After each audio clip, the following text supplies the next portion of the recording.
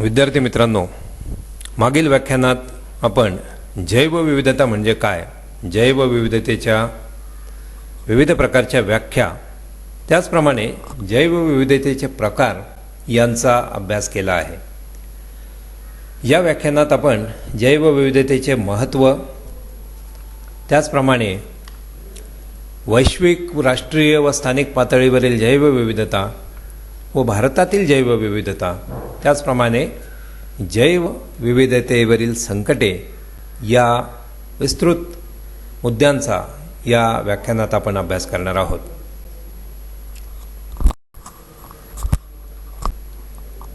जीवावरणाच्या निकोपतेसाठी व समृद्धतेसाठी जैवविविधता ही अतिशय आवश्यक आहे.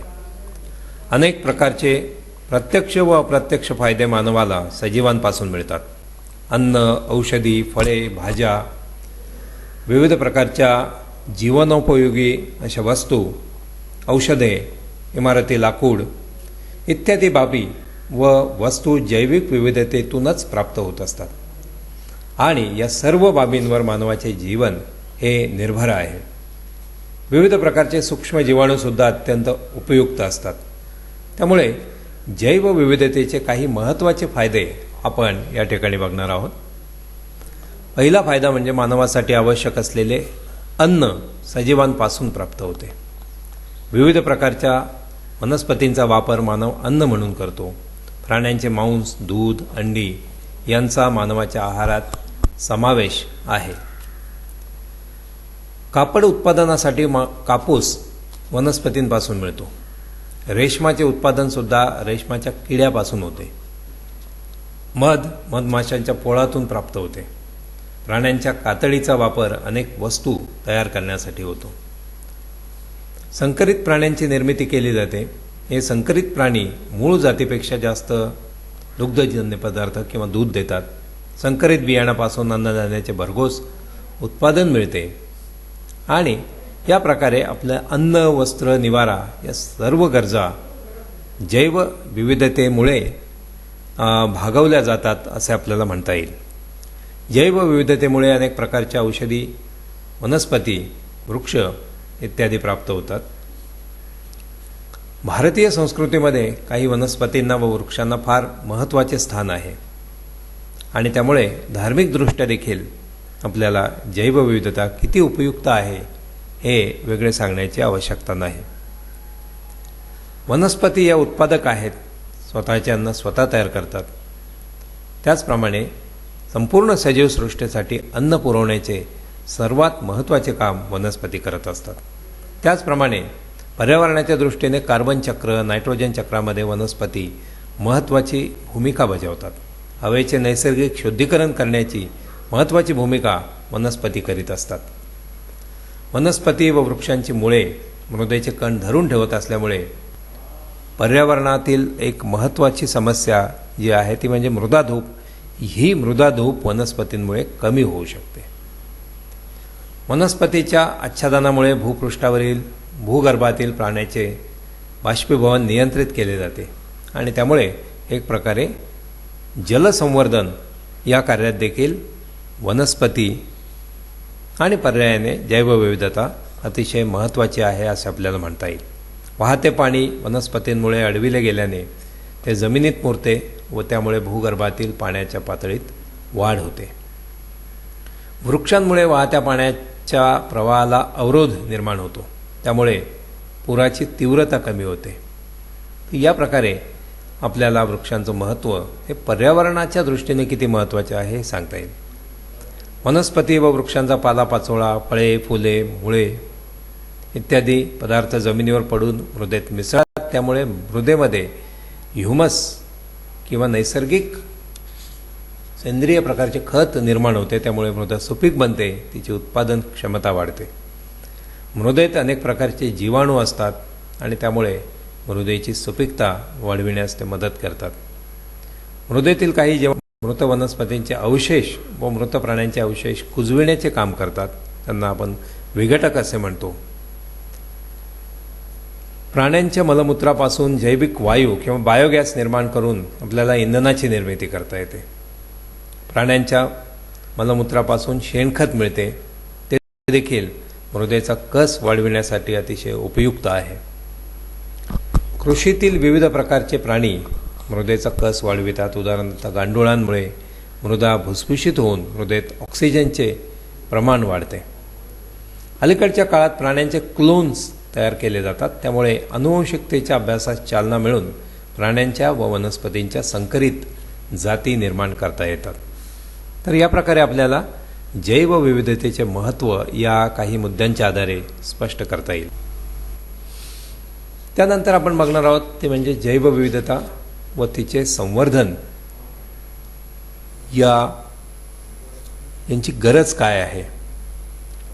आपणास माहीत आहे की पृथ्वीवर प्राणी, वनस्पती, सूक्ष्मजीव, वृक्ष इत्यादी सजीवांच्या अनेक प्रकारच्या जाती व प्रजाती आढळून येतात.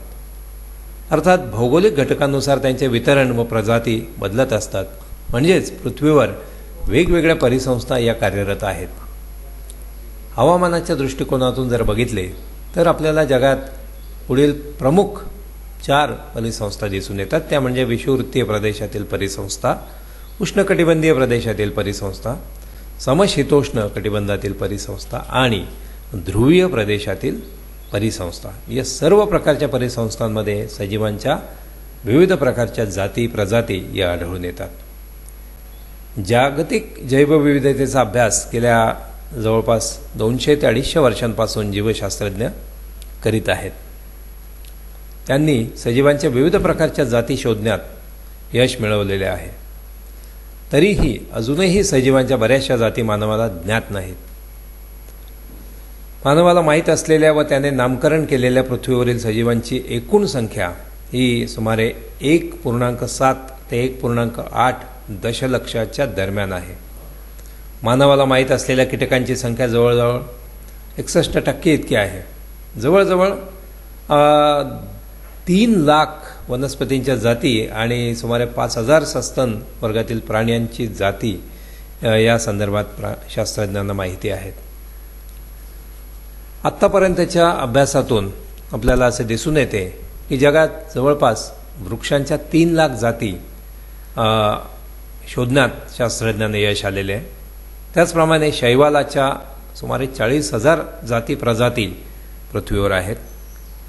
कवकाच्या 70,000 जाती प्रजाती आहेत. तर बॅक्टेरिया सुमारे 4,000 प्रकारचे पृथ्वीवर आढळून येतात. सुमारे 1400 किंवा 1400 प्रकारचे विषाणू जगात आज अस्तित्वात आहेत. तर सुमारे 5000 सस्तन प्रकारचे प्राणी पृथ्वीवरती आपल्याला आढळून येतात. त्याचप्रमाणे जवळपास 10,000 प्रकारचे पक्षी हे पृथ्वीच्या विविध प्रदेशात आपल्याला दिसून येतात. सरपटणाऱ्या प्राण्यांच्या सुमारे 7,000 जाती पृथ्वीवर आहेत. तर समुद्र आणि नदी जलसाठे यामध्ये जवळपास 27,000 प्रकारच्या माशांच्या प्रजाती आपल्याला आजपर्यंत शोधण्यात यश मिळाले आहे. आणि त्याचप्रमाणे जलस्थलवासी प्राणी हे सुद्धा साधारणपणे 5,000 प्रकारचे पृथ्वीवर दिसून येतात. तर सकवच असणारे प्राणी सुमारे 40,000 पृथ्वीवरती आहेत. सुमारे 70,000 जाती या मृदुकाय कवची प्राण्यांच्या शोधण्यात शास्त्रज्ञांना यश मिळालेले आहे. आणि त्याचप्रमाणे कृमी किंवा वृतकृमी हे सुमारे 25,000 प्रकारच्या जाती पृथ्वीवरती आहेत. आणि 40,000 प्रकारचे प्रोटोझुआ जमातीचे किंवा प्रकारचे प्राणी आपल्याला किंवा सूक्ष्मजीव पृथ्वीवरती आहेत. आणि याशिवाय जवळपास 1 लाख प्रकारचे इतर सजीव सूक्ष्मजीव जंतू हे पृथ्वीवरती असलेले दिसून येतात. तर यावरून आपल्याला पृथ्वीवर किती विविध प्रकारचे प्राणी, पक्षी, सूक्ष्मजीव जंतू हे विविध प्रदेशात दिसून येतात याची कल्पना येते. यानंतर आपण भारतातील जैवविविधता या संदर्भात जर आपण विचार केला तर असे दिसून येते की विविध प्रकारचे हवामानाचे प्रदेश भारतात आहेत. आणि त्यामुळे भारतात विविध प्रदेशात विविध प्रकारचे वनस्पती जीवन, प्राणी, पशुपक्षी, सूक्ष्मजीव यामध्ये फार मोठ्या प्रमाणावर विविधता भारतामध्ये आढळून येते. भारतातील वनाखालील क्षेत्र सुमारे 65 लाख चौरस किलोमीटर इतके आहे आणि त्यामुळे भारतात जवळपास 45,000पेक्षा अधिक प्रकारच्या वनस्पती दिसून येतात. भारतामध्ये सुमारे 11% क्षेत्रात घनदाट अरण्ये तर सुमारे 7 ते 8% क्षेत्रात वने आणि आढळून येतात. त्याचप्रमाणे 1% कमी क्षेत्रावर खारफुटी प्रकारचे वन भारतामध्ये आढळून येते. भारतातील जंगल संपदेसंदर्भात 10 प्रकारच्या जैवविविधता भारतात दिसून येतात. जगाच्या तुलनेत जैवविविधतेचे भारतातील प्रमाण हे साधारणतः 7% असलेले दिसून येते. सध्या भारतात 87 राष्ट्रीय उद्याने आहेत, सुमारे 485 अभयारण्ये आहेत. या सर्व जंगलांमध्ये विविध प्रकारच्या वनस्पती, वृक्ष व झुडपे आढळतात. बॅक्टेरियाच्या सुमारे 800 ते 900 जाती तर कवकाच्या सुमारे 23,000 जाती आपल्या देशात आढळतात. तसेच शैवालाच्या साधारणतः 2,500 जाती भारतामध्ये दिसून येतात. आज भारतात कीटकांच्या विविध जातींची संख्या सुमारे 50,000 पर्यंत दिसून येते. तर मृदुकाय प्राण्यांच्या जातींची संख्या सुमारे 5,000 आहे. सरपटणाऱ्या प्राण्यांच्या सुमारे 400 ते 500 जाती भारतात आढळून येतात. सस्तन प्राण्यांच्या जातींची संख्या जवळपास 300 ते 350 इतकी आहे. पक्ष्यांच्या विविध प्रकारच्या जाती भारतामध्ये दिसून येतात. सुमारे 1200 प्रकारच्या पक्ष्यांच्या जाती भारतात विविध प्रजात दिसून येतात. परंतु वन्यजीवांची होणारी शिकार, जंगलांचा होत असलेला ऱ्हास, औद्योगिकरण, नागरीकरण यामुळे भारतातील सजीवांची विविधता फार मोठ्या प्रमाणावर कमी होत असलेली दिसून येते आणि ती एक फार मोठी समस्या भारताच्या संदर्भात आज आपल्याला तीव्रतेने दिसून येते.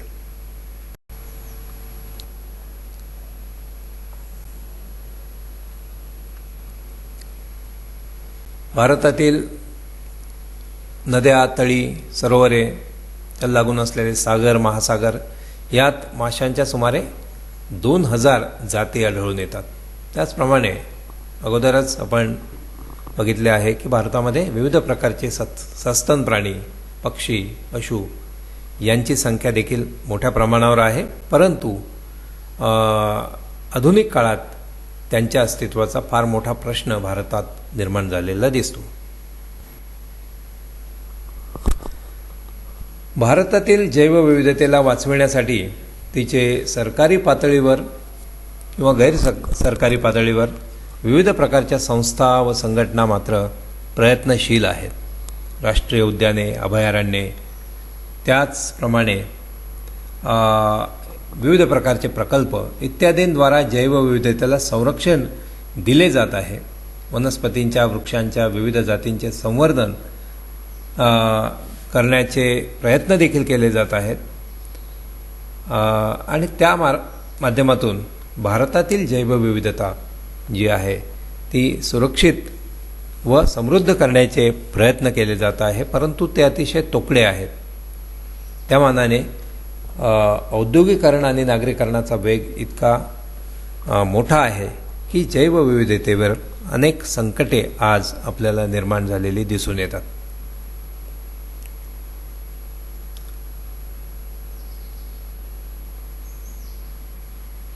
ज्या क्षेत्रात विविध सजीवांच्या जाती प्रजातींची संख्या विपुल आहे आणि त्यात सजीवांच्या जाती प्रजातींना मानवी क्रियांमुळे धोका पोहोचण्याचा संभव आहे, त्या क्षेत्राला जैवविविधतेची संवेदनशील क्षेत्रे असं म्हणतात.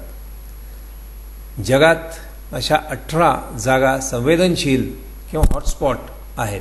त्यापैकी भारतात 2 क्षेत्रे फार महत्त्वाची आहेत की ज्या ठिकाणी जैवविविधता अतिशय महत्त्वाची असून त्याला आधुनिक काळात धोका पोहोचत आहे. म्हणजेच जैवविविधतेच्या संदर्भातील 2 अतिशय महत्त्वाची संवेदनशील क्षेत्रे भारतात आहेत, ती म्हणजे पश्चिम घाट आणि पूर्व हिमालय क्षेत्र.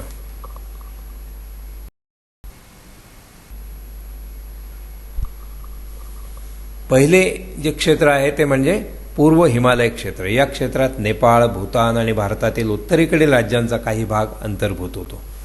हे क्षेत्र कर्कवृत्ताच्या उत्तरेला आहे.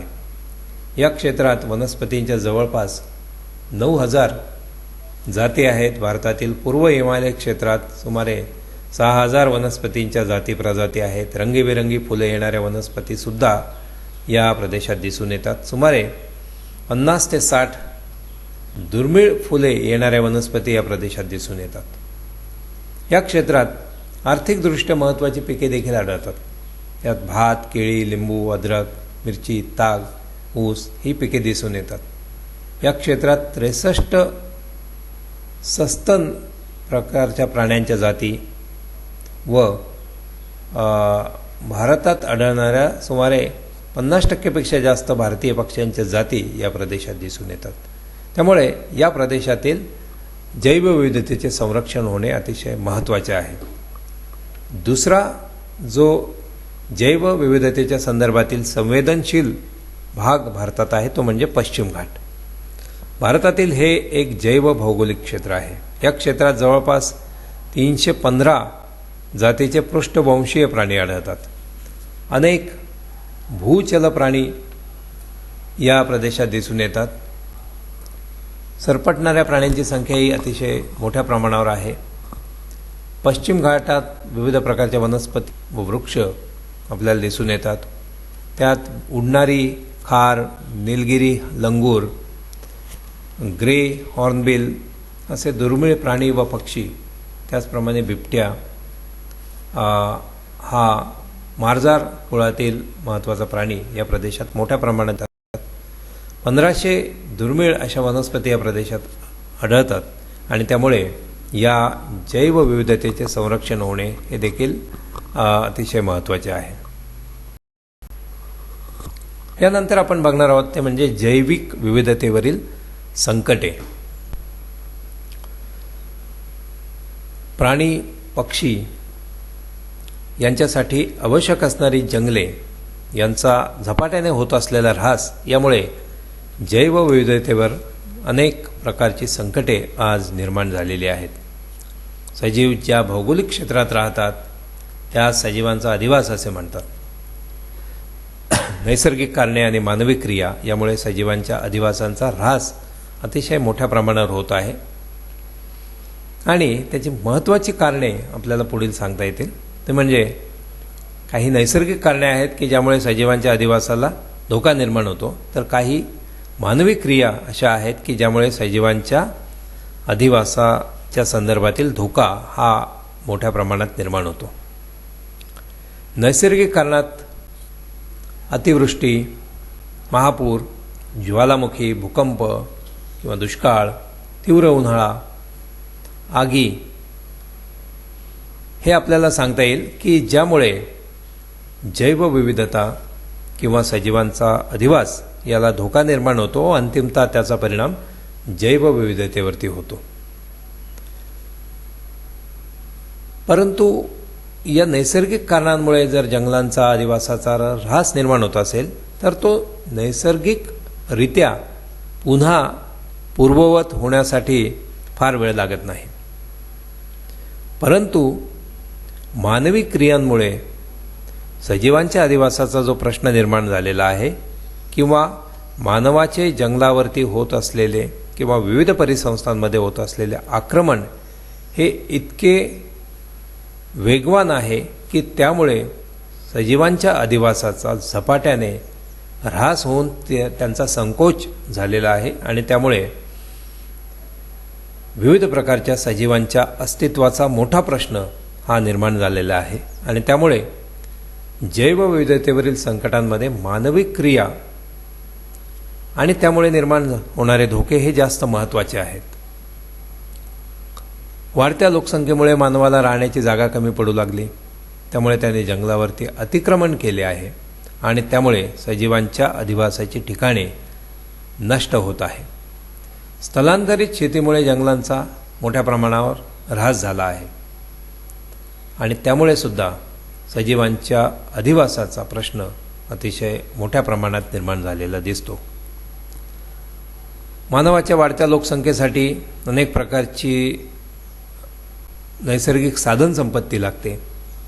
जलसंपदा ही अतिशय महत्त्वाची आहे आणि त्यामुळे जलसाठे तयार करण्यासाठी मोठमोठी धरणे बांधली जातात आणि त्यामुळे त्या परिसरातील जंगलाचा नाश अतिशय वेगाने होतो. पडीक जमिनीवर सुद्धा अनेक सजीवांची अधिवास क्षेत्रे असतात, परंतु अशा जमिनी मानवाने उद्योग, व्यवसाय, रस्ते किंवा राहण्याची ठिकाणे निर्माण करण्यासाठी किंवा शेतीसाठी हे अतिक्रमित केली आहे आणि त्यामुळे सजीवांचे अधिवास नष्ट होत आहे. इंधनासाठी लाकूड लागते, बांधकामासाठी लाकूड लागते, त्यामुळे जंगलातील वृक्षांची तोड मानवाकडून अविरतपणे होत आहे. त्यामुळे सुद्धा सजीवांचे अधिवास हे नष्ट झालेले आहेत. विविध प्रकारच्या खनिजांचे उत्पादन करण्यासाठी खाणकाम केले जाते आणि त्यामुळे त्या परिसरातील जंगल संपदेचा ऱ्हास होतो. त्याचप्रमाणे वाढत्या औद्योगिक प्रदूषणामुळे किंवा शेतीमध्ये मोठ्या प्रमाणावर वापरल्या जात असलेल्या तणनाशक, कीटकनाशकांच्या वापरामुळे अनेक प्रकारची प्रदूषणे ही निर्माण होतात. विविध प्रकारची प्रदूषके ही जमिनीवरती किंवा हवेमध्ये किंवा पाण्यामध्ये मिसळली जातात आणि त्यामुळे सजीवांचा ऱ्हास होत असलेला आपल्याला दिसून येतो. अनेकदा लष्करी हेतूसाठी जंगले किंवा वाळवंटी प्रदेश किंवा अगदी जलसाठे या ठिकाणी लष्करी तळ उभारले जातात. त्यामुळे सुद्धा सजीवांची ही नष्ट होत असलेली आपल्याला दिसून येते. संरक्षणासाठी जी शस्त्रास्त्रे तयार केली जातात त्याच्या चाचण्या घेतल्या जातात. अणुचाचण्या या बऱ्याचदा वाळवंटी प्रदेशात व समुद्राच्या तळावर घेतल्या जातात आणि यामुळे त्या प्रदेशात मोठ्या प्रमाणावर प्रदूषण निर्माण होऊन सजीवांच्या अनेक जाती या नष्टप्राय होत असलेल्या आपल्याला दिसून येतात. समुद्राच्या तळावर तेलवेरींचं खोदकाम केले जाते आणि त्यामुळे सुद्धा जलचर प्राण्यांची अधिवास क्षेत्रे ही नष्ट होत चालली दिसतात. किंवा काही प्रसंगी तेलवेरींना लागलेल्या आगीमुळे त्या परिसरामध्ये हवेचे तापमान वाढते, अनेक प्रकारचे प्रदूषके मिसळले जातात आणि त्यामुळे सजीवांच्या अस्तित्वाचा प्रश्न हा निर्माण होतो.